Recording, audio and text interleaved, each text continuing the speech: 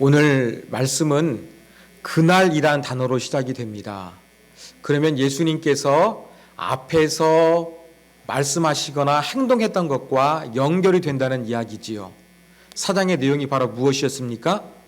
예수님께서는 바닷가에서 배 위에 오르셔서 하나님 나라의 말씀을 가르치셨습니다. 특별히 우리가 살펴봤던 것처럼 비유를 통해서 하나님 나라를 천국은 이와 같다 이렇게 말씀하시면서 가르쳐 주셨습니다. 이렇게 예수님의 오랜 사역이 이제 끝이 나서 해가 지고 어두워지게 됐습니다. 그때 어떻게 하느냐? 예수님과 제자들은 배를 타고 이동을 합니다. 아마 갈릴리 바다 또 호수라고도 합니다. 이러한 갈릴리 바다 어느 곳에서 다른 곳으로 그렇게 이동을 합니다. 배를 타고 이동하는 가운데 예수님의 모습이 기록되어 있는데 38절에 보면 고물에서 베개를 베고 주무시더니 그렇게 말씀하고 있습니다. 배의 고물은 배의 뒷부분을 이야기합니다. 예수님께서는 배의 뒷부분에서 주무셨습니다. 우리는 주무시는 예수님을 이해할 수 있습니다. 왜요? 그날이란 단어 살펴봤던 것처럼 바닷가 배 위에서 예수님께서는 열심히 하나님 나라의 말씀을 선포하신 거예요. 비유를 통해서 하나님 나라 말씀을 증거하신 거예요. 제가 여러분에게 이렇게 한 30분 설교하는 것도 상당한 에너지가 소비가 되는데 예수님께서는 그렇게 하루 종일 하나님 나라의 말씀을 증거하셨다고 한번 생각해 보십시오. 얼마나 기진이 소진했겠습니까? 그래서 예수님께서는 많이 피곤하셨을 것입니다. 그래서 예수님은 배 뒷부분에서 고이 주무시게 된 것입니다. 이렇게 예수님은 주무시고 배는 이동하고 있는데 뜻하지 않는 상황이 발생하게 되었습니다. 바로 바람이 거세게 불기 시작했고 바람에 의해서 이 바닷가의 물들이 예수님 일행이 타고 가던 배 안으로 들어오기 시작했습니다. 예수님이 타고 가셨던 배는 작은 고깃배였습니다. 그래서 크지가 않습니다. 크지가 않다는 것은 배가 깊지가 않다는 거예요.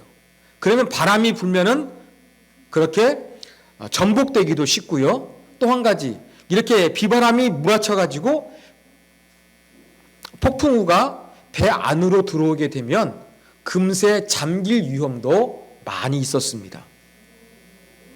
이렇게 갈릴리 바닷가에는 갑자기 폭풍우가 부는 현상이 자주 나타났습니다. 이것은 예측할 수가 없었습니다.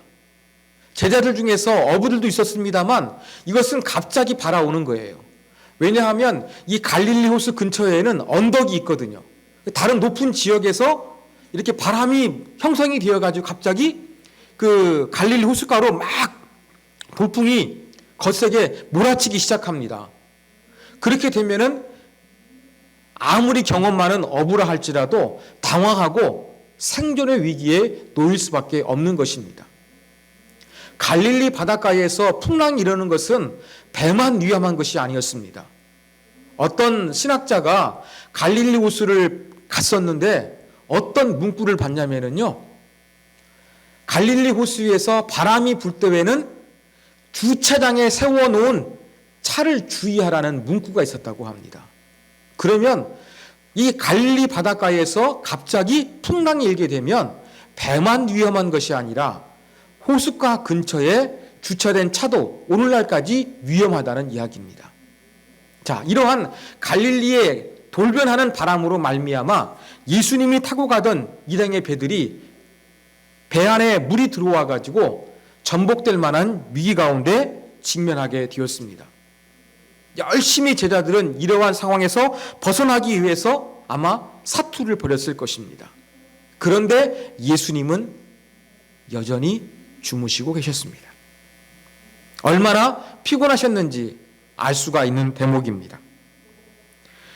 자기의 힘으로 어떻게 할 수 없다는 것을 깨닫게 된 제자들, 예수님에게 달려갔습니다. 그래서 예수님께서 능력을 행하셔가지고 어떻게 합니까? 39절. 바람을 향해 꾸짖으시며 바다더러 잠잠하라 고요하라 이렇게 말씀하셨습니다. 바람과 바다를 예수님께서 말씀으로 갑자기 잔잔하게 만드신 것입니다. 우리가 여기에서 주목해야 될 단어가 있는데 꾸짖다는 단어입니다. 이 단어가 어떻게 사용되었느냐? 여러분 마가복음 1장 25절에 보면 예수께서 꾸짖어 이르시되 잠잠하고 그 사람에게서 나오라 하시니 라는 구절이 있어요. 예수님께서 귀신을 쫓아내실 때 꾸짖고 잠잠하라고 말씀하셨는데 이러한 동일한 표현이 지금 바람과 바다를 향해서도 동일하게 이루어지고 있다는 것입니다. 이러한 예수님의 말씀으로만 그렇게 자기들의 생명을 위협했던 이 갈릴리 호숫가의 풍랑이 잔잔해지게 되었습니다. 거센 풍랑이 갑자기 한 사람의 말 때문에 잠잠해지는 거 아마 이 어부들이었던 제자들도 전혀 경험하지 못한 놀라운 것일 것입니다. 그러면서 이렇게 이야기합니다. 41절. 그가 누구이기에 바람과 바다도 순종하는가? 예수님의 정체성에 대해서 감탄하기 시작했습니다. 도대체 이 예수님은 누구시길래 말씀 한마디로 말미암아 이러한 바람과 파도가 잔잔해지는가? 이러한 질문을 던지게 된 것입니다. 자, 이러한 예수님의 제자들의 그 질문, 성경은 답을 하고 있지 않습니다. 근데 범위를 넓혀서 성경 전체를 보면 이 바람과 바다를 잔잔케 하는 사람은 누구인가를 알 수가 있습니다. 여러분 시편 89편 8절과 9절에 보면 이러한 구절이 있습니다. 주와 같이 능력 있는 이가 누구리이까? 주께서 바다의 파도를 다스리시며 그 파도가 일어날 때에 잔잔하게 하시나이다 라는 구절이 있어요. 이걸 누가 하시는 겁니까? 주님, 하나님께서 하신다는 이야기입니다. 그러면 제자들이 지금 예수님이 누구시길래 바람과 바다도 잔잔해지는가? 이러한 질문 던졌잖아요. 여기에 대한 해답은 무엇입니까? 성경을 통해서 알 수 있는 것은 예수님은 하나님이시라는 거예요. 다른 말로 표현하면 예수님은 그리스도, 메시아라는 것이 바로 증명되는 것이었습니다.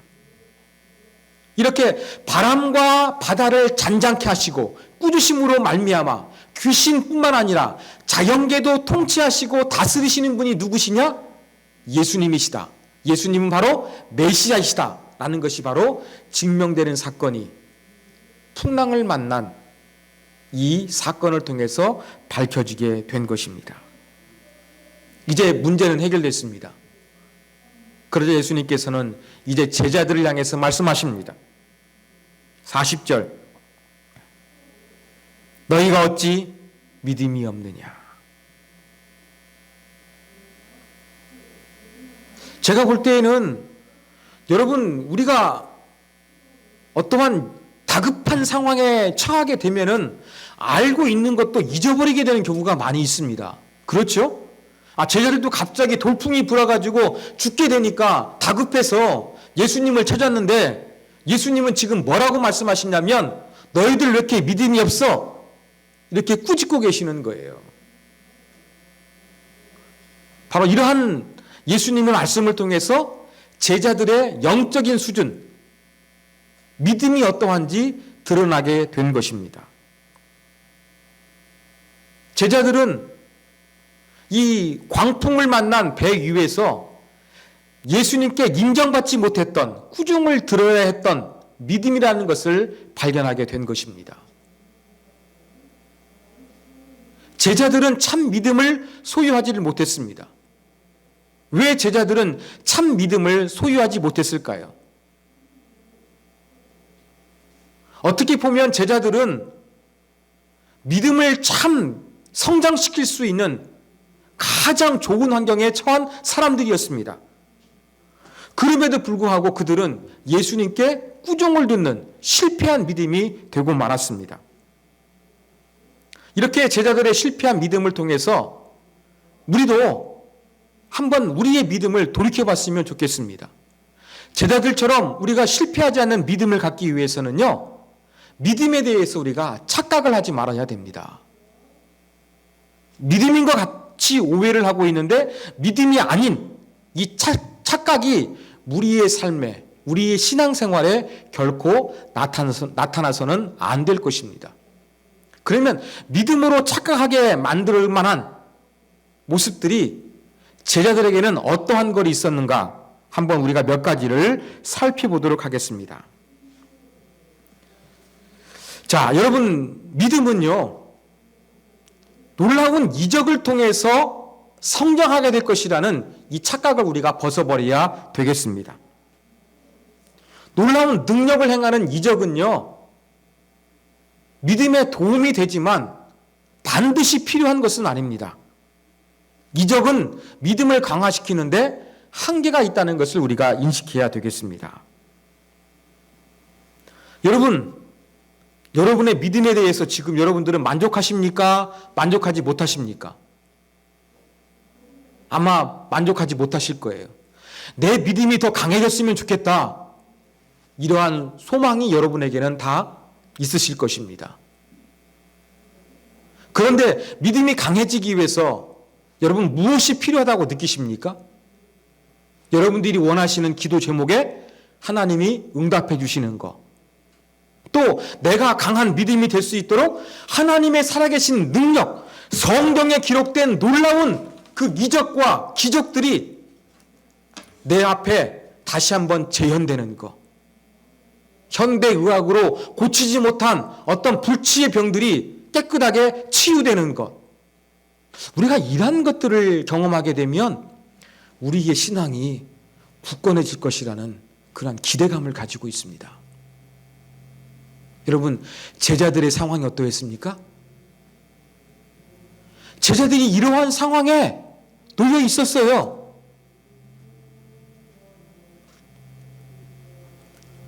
예수님의 기도에 응답되는 것을 목격을 했고요. 놀라운 능력을 행하시는 것, 이것은 일상이 되었습니다. 병을 고치고 귀신이 쫓겨나가는 그러한 것들, 제자들이 볼 때 이것은 특별한 것이 아니라 예수님의 사역을 통해서 매일같이 반복되는 일상이 되었습니다. 놀라운 기적의 현장을 목격하는 것도 더 이상 자랑스럽지 않는 평범한 일상이 되었던 것입니다. 우리가 생각할 때 믿음이 좋아지기 위해서는 기도가 응답되고 놀라운 이적을 행하는 능력을 체험하면 우리의 믿음이 좋아질 것 같아요. 제자들도 바로 그러한 상황 가운데서 예수님과 함께 보내고 있었던 것입니다. 그런데 이러한 놀라운 이적을 많이 체험했다고 해서 여러분 제자들의 믿음이 좋았습니까? 예수님께 인정을 받았습니까?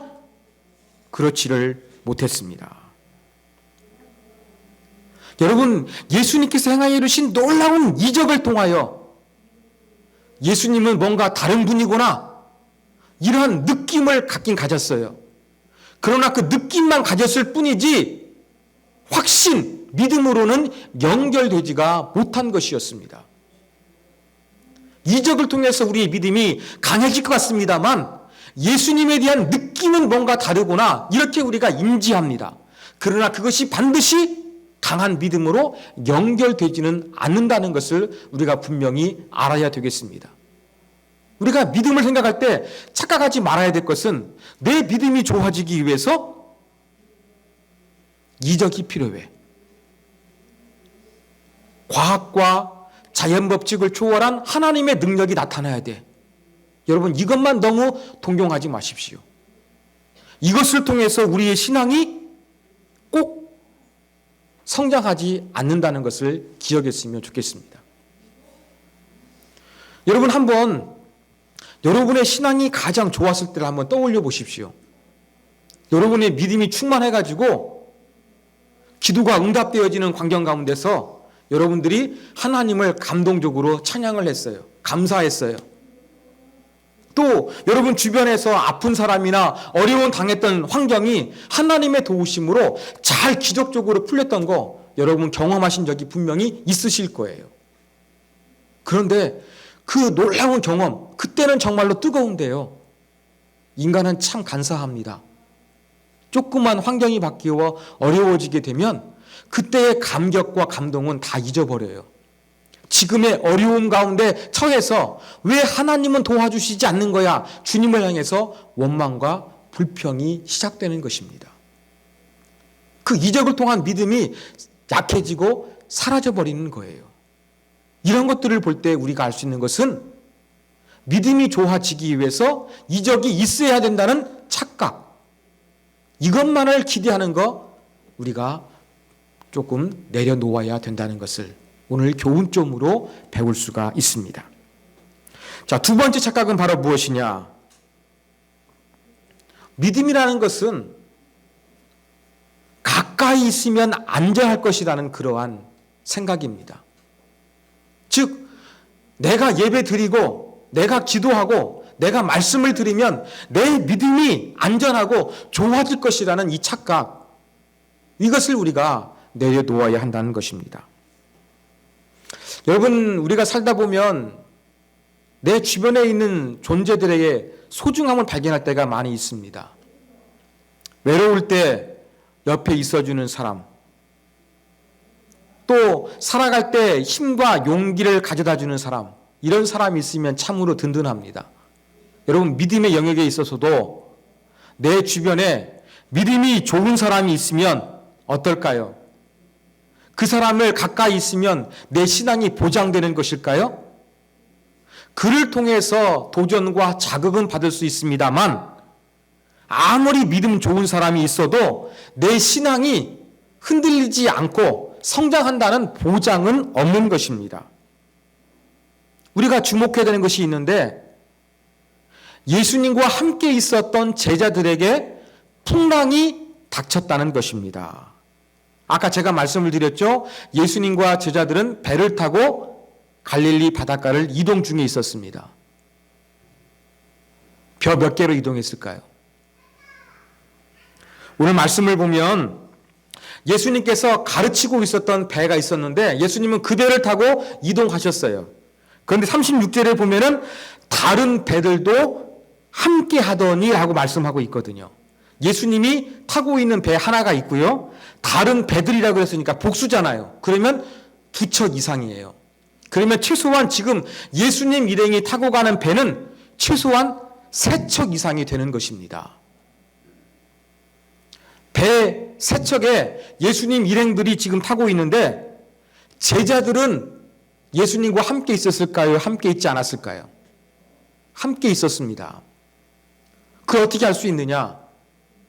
예수님께서는 배 뒷부분에서 주무시고 계셨다고 했죠. 자기들이 열심히 물을 퍼날리면서 살려고 발버둥을 쳤는데 예수님이 가만히 계시니까 예수님을 찾아가서 예수님을 깨우시잖아요. 도와달라고. 이게 어떤 증거입니까? 제자들은 예수님과 똑같은 배를 타고 있었다는 것입니다. 배가 여러 척 있었습니다만 그 위기를 만난 배도 어떤 배였느냐? 예수님이 타고 계셨던 배라는 겁니다. 여러분, 이렇게 하나님의 아들 메시아로 증명된 예수님께서 제자들과 같은 배라는 이 물리적인 공간에 함께 있었지만 제자들의 믿음을 강화되는 데는 전혀 도움되지 못했습니다. 우리가 믿음에서 착각하게 빠지게 되는 경우가 있는데 내가 예배 드리는 공간에 있으면 내 믿음이 좋아질 거야. 뜨겁게 기도하는 현장 가운데 있으면 내 믿음이 좋아질 거야. 감동스럽게 찬양하는 곳에 내가 있으면 내 믿음이 좋아질 거야. 어떠한 믿음이 강한 사람과 내가 함께 있으면 믿음이 좋아질 거야. 이러한 것을 우리가 한번 생각해 볼 가능성이 많이 있습니다. 물론 도움은 되겠지요. 그렇지만 그것이 우리의 신앙을 반드시 성장시켜주는 연결고리로 작동하지 않는다는 것을 우리는 분명히 기억해야 될 것입니다. 한 가지 더 우리가 믿음에 대한 착각을 살펴보도록 하겠습니다. 여러분, 우리가 믿음에 대해 착각할 때 뭘 착각하느냐? 내가 원하는 것을 얻는 것이 믿음이라고 착각하는 경향이 아주 강합니다. 오늘 말씀을 보면은요, 예수님께서 제자들을 향한 기대와 제자들이 예수님을 향해서 가지고 있었던 기대가 달랐습니다. 제자들의 바람과 예수님의 바람이 달랐던 것을 우리가 기억해야 되겠습니다. 자, 제자들은 뭘 기억했습니까? 예수님께서 뭔가 행동해 주기를 바라셨어요. 어떤 행동을 바랬습니까? 지금 배가 전복될 만한 위기가 있으니까 예수님께서 뭔가 능력을 행하셔가지고 배가 안전하게 되는 그 현실이 나타나기를 간절히 기대했던 것입니다. 바로 제자들은 능력이 많으신 예수님께서 무언가 행동을 통해서 자기들을 안전하게 만드시는 그러한 역사를 행하실 것을 기대했습니다. 그런데 예수님은 뭐라고 말씀하셨습니까? 예수님의 기대는 그게 아닙니다. 너희가 왜 이러한 풍랑을 보면서 두려워하느냐? 이렇게 말씀하셨거든요. 이러한 지적 가운데서 예수님께 의도하신 것은 무엇입니까? 예수님은 아무리 풍랑이 일어도 그 가운데서 하나님을 신뢰하는 믿음, 하나님의 아들 예수 그리스도를 신뢰하는 그 믿음이 있기를 예수님께서는 간절히 원하셨던 것입니다.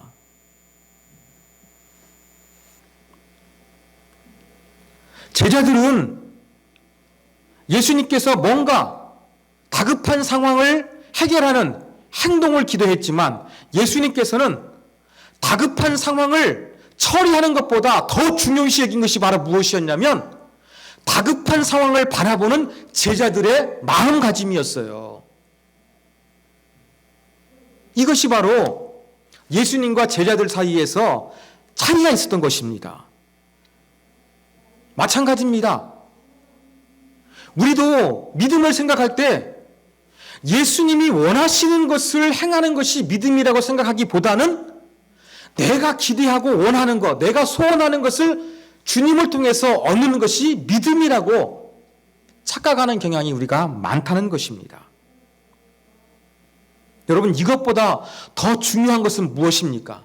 내가 원하는 것을 주님께 얻어내는 것보다 더 중요한 믿음은 주님을 신뢰하는 믿음이에요. 이 믿음이 정말로 중요합니다. 제가 좋아하는 청파교회 김기성 목사님이 계십니다. 이분은 고등학교를 졸업한 이후에도 한동안 교회를 안 나가셨어요. 그런데 이분이 이제 신학대학에 진학하기로 결심을 했고 드디어 신학대학에 입학하게 되었습니다. 입학식을 끝나고 집에 들어왔습니다. 그러니까 어머니께서 얘야, 이에 와서 좀 앉아라 이렇게 말씀하시더래요. 오늘 나는 참 기쁘다 그렇게 말씀하셨습니다. 그 의미는 바로 무엇이냐면 어머니는 오랫동안 신앙생활을 하신 분이니까 아들이 신학대학에 입학했으니 얼마나 기뻤겠습니까? 그러면서 기쁘다고 그랬습니다. 그 아들도 어머니가 기뻐하는 마음 왜 모르겠습니까? 알지요. 그러면서 모른 척하면서 왜요 어머니 이렇게 여쭈었다고 합니다. 그러니까 어머니께서 말씀하시기를 나는 막내 아들이 주의 종이 될 수 있도록 14년 동안 매일 하루도 빼먹지 않고 기도했다. 이걸 말씀하신 거였어요. 아니 14년 전이면 그 아들이 전혀 교회도 안 나가는데 그 아들, 막내 아들이었나 봅니다. 그 막내 아들을 위해서 14년 동안 매일같이 주의 종 삼아 주십시오. 이 기도를 드렸다는 거예요. 그러면서 이 김기성 목사님이 어머니 얘기를 들으면서 깜짝 놀라가지고 어머니 제가 그렇게 주의 종이 되기를 원했는데 왜 저한테는 한 번도 교회 가라고 말씀하지 않으셨어요? 이렇게 물었다고 합니다.